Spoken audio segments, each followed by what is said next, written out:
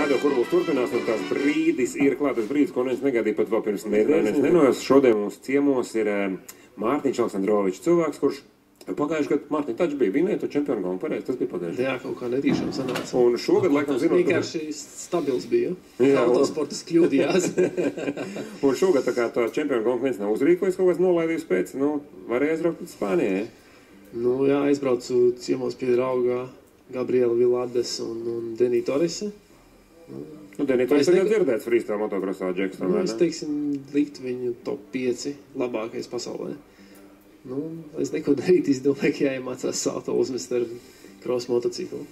Tātad es domāju par to salto ar cross motociklu. Dzirdējuši daudz, redzējuši arī arēnā Rīgšais freestyle motocrossos 3 gadus mēs esam. Tātad mocis apmet kūlēni, braucēs, apmet kūlēni, nonāk lejā. Viss kārtībā. Bet varbūt viss tās sopasolim, kā uz to cilvēks iet. Parasti motocross viss parastam tramplīnam pārlec. Garākam, īsākam, to tev problēma nav. No sākuma, protams, es diezgan intensīvi apmeklēju Olimpiskā sporta centrā akrobātikas. Vairākus gadus, kā es atceros. Jā, kāds pāris gadus es diezgan intensīvi gāju, metu flipus, jo, doma tā bija, ka jau 5 gadus apmēram es tā domāju, ka baigi gribās uzmest to flipu, lai visi latvieši var nokaifoties, ka var arī viņu vietējais puika kaut ko tādu izdarīt un varbūt arī būt motivācija kādiem citiem jauniem pilotiem un slimām galvām arī izdomāt kaut ko tādu izdarīt. Teiksim, es dotajā brīdī varu viņiem to palīdzēt arī.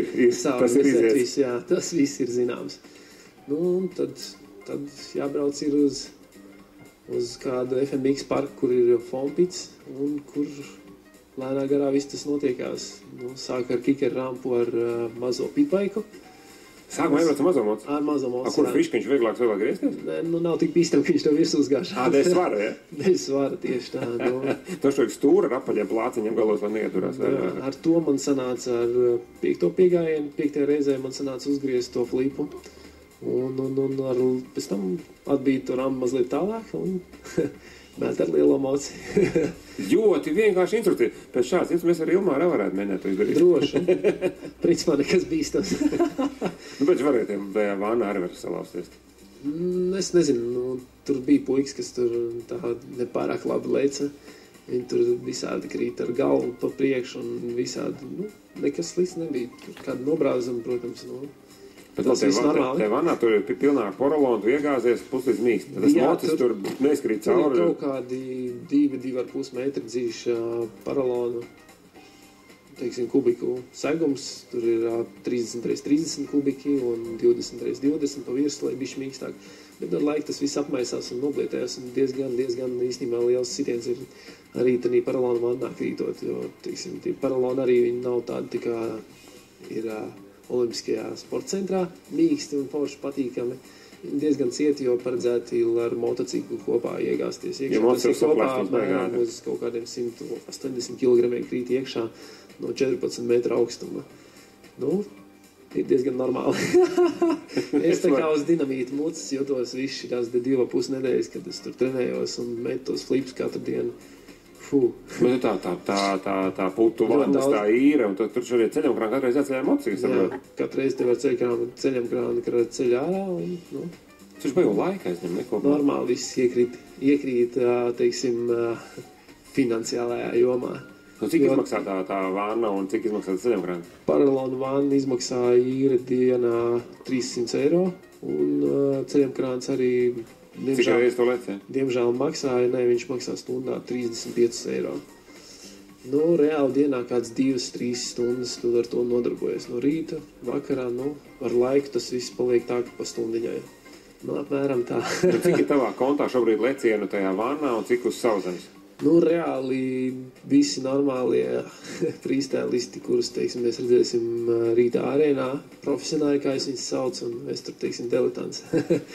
Amatieris, jā. Pelēkais pīlēns, kurš tikko, teiksim, ir kaut ko tādu izdomājis un izdarījis.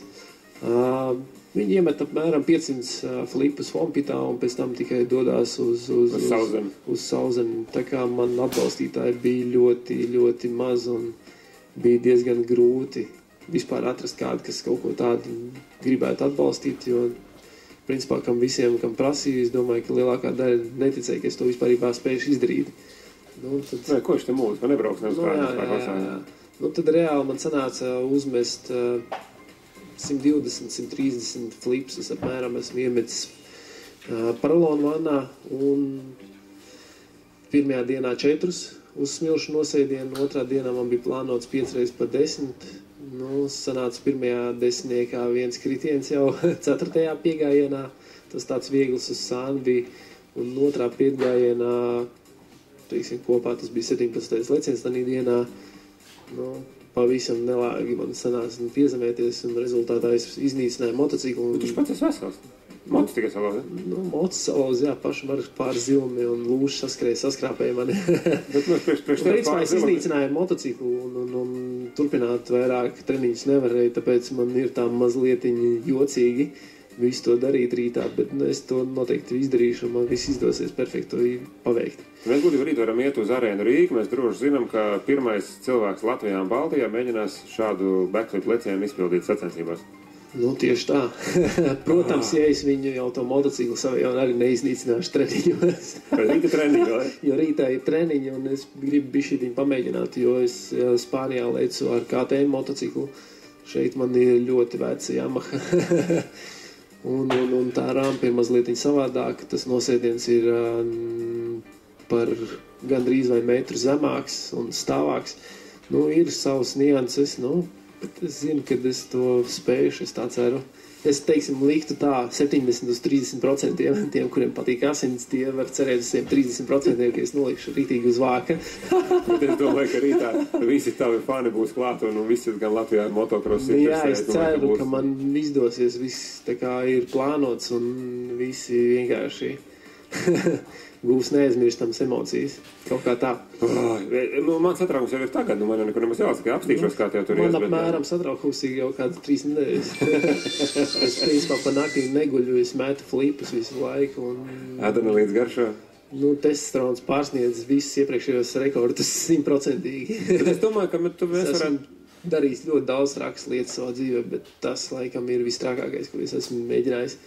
Es tieši teikt, tas ir pats dūlākais, jo, cik es tev 11 gadus pazīstu, tad, dūls tu esi, bet, šitas ir viss dūlākais. Es pa kārtu augstāk, tu esi iekāps nākamajā līmenī. Jā, psihopāts. Jā, ko tad rītā vēsu prātu, dari, kas jādara, negurķojies treniņos, un mēs nākam vakarā skatīties. Nu jā. Tā kā, protams, paldies pasakam maniem atbalstītājiem. Degviela dzērienu veikalu tīklam Rīgā. Tie vienīgi te noticēja. Jā. Fāters noteikti tāpēc. Džonijs, skolmeistars. Jā. Nu, un, protams, Fāters ar manu māsu un olimpiskais sporta centrs, kas man ļāva trenēties. Bez maksas, teiksim, tur. Nu, ko, Mārtiņ, es lepojas ar tevi jau tagad. Tu to gal galā jau esi izdarījis, rītā vienkārši jāieraksta arī tabulās sacensībās, vai ne? Nu, dzīvējā. Dzīvējā, tā kā vajag priekšlatviešiem. Lai būtu motivācija jaunajiem. Jā, labi, paldies tev, ka atnāc. Nu, ko, Mārtiņš Aleksandrovičs gatavojas tad rītdienas sacensībām un rīto treniņu. Vakarā redzēs viņu arēnā Rīgā pasaules čempionātā. Un adrenalīnam vēl paldies arī, Mārtiņš saka. Nu, lūk, un rītā ejam visi vakarā dāvas freestyle motocross posmu. Viens posms, pagrīvā no atšķirībā no iepriekšējiem gadiem, kad bija vairāk posmu vienu dienu, otru dienu. Rītā vienīgajā reizē mums ir iespēja redzēt, kā pirmais cilvēks no Latvijas uztaisīs backflipus sacensībās. Tagad turam visi īkšķi, Mārtiņam viss sanāk. Un mēs turpinām Radio Kurbuli.